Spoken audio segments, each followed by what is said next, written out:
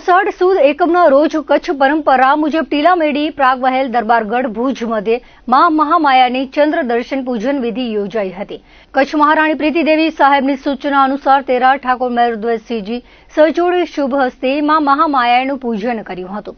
સર્વપ્રથમ દરબારગઢ સ્થિત ધનેશ્વર મહાદેવ મંદિર, રવાજીના પાડિયા, માતા સરસ્વતી મંદિર, માતા અન્નપૂર્ણા મંદિર અને કાલભૈરવ મંદિરમાં દર્શન કરી દેવદેવીઓના આશીર્વાદ લીધા હતા।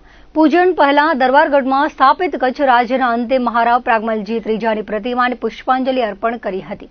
કાર્યક્રમમાં કુંવર ઇન્દ્રજીતસિંહ, દેવપર ઠાકોર કૃતાથસિંહ, દેવપર કુમારી પદ્મિની, તેરા કુમાર હર્ષાદિત્યસિંહ, વિજેશકુમાર પૂંજા, શ્રીરાજસિંહ ગોહિલ, સમીરભાઈ ભટ્ટ, વિપુલભાઈ દવે, પ્રમોદભાઈ જેઠી તથા પ્રાગમહેલના કર્મચારીઓ હાજર રહી પૂજનનો લાભ લીધો હતો। સમગ્ર પૂજન વિધિ શાસ્ત્રી તેજસ જોશી અને જયેશભાઈ ઓઝા દ્વારા કરવામાં આવી હતી। અષાઢી બીજ, કચ્છી નવું વરસ, હર હંમેશની જેમ આજે બીજના આપણે પૂજા કરી અને કચ્છી નવું વરસને આપણે આવકાર્યું।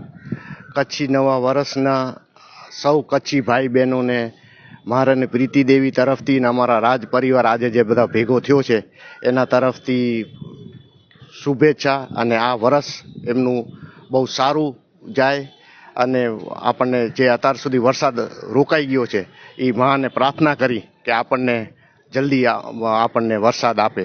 કચ્છી નવું વર્ષ અષાઢી બીજની શુભેચ્છા આપું છું અને ખાસ કરીને કચ્છીઓ માટે, કચ્છમાં રહેતા દેશ વિદેશમાં રહેતા સર્વ કચ્છીઓ માટે અષાઢી બીજ એ નવું વર્ષ છે અને રાજાશાહી હતા ત્યારે પણ અષાઢી બીજનું મહત્ત્વ રહેલું। ત્યારે આખો ભુજ શણગારવામાં આવતા, બધાને મીઠાઈની આપલે કરતા, એકાબીજાને શુભેચ્છા આપતા અને ખાસ કરીને ત્યારે રાજા મહારાઓ તરફથી બધાને મીઠાઈઓ, દાન, દક્ષિણા અને સન્માનપત્ર પણ આપવામાં આવતા।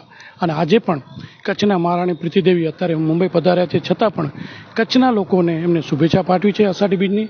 ને આજે ચંદ્રની પૂજા જે હર હંમેશ કરતા આવ્યા છીએ એમાં આજે પણ ચંદ્રની પૂજા અર્ચના કરી છે અને આપના માધ્યમ દ્વારા એ જ કહીએ છીએ સર્વ કચ્છીઓને નવે વરેજી લખ લખ વધાઈઓ, કચ્છી નવે વરેજી શુભેચ્છા। આભાર।